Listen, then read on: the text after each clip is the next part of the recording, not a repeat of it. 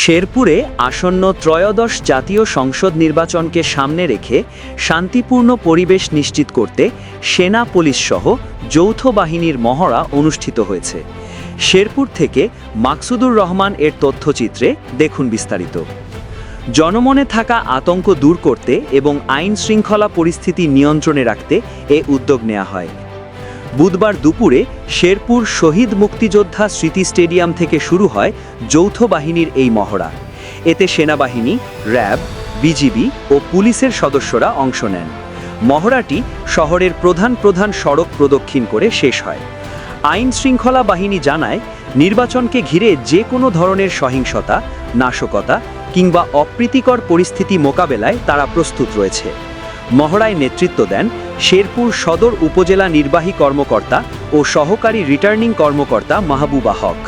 এ সময় উপস্থিত ছিলেন সহকারী পুলিশ সুপার মিজানুর রহমান ভূঁইয়া, সহকারী পুলিশ সুপার নাসরিন আক্তার সহ জেলা প্রশাসন ও আইন শৃঙ্খলা বাহিনীর কর্মকর্তারা। নির্বাচন সামনে রেখে এমন কার্যক্রম জনমনে আস্থা বাড়াবে বলে আশা সংশ্লিষ্টদের।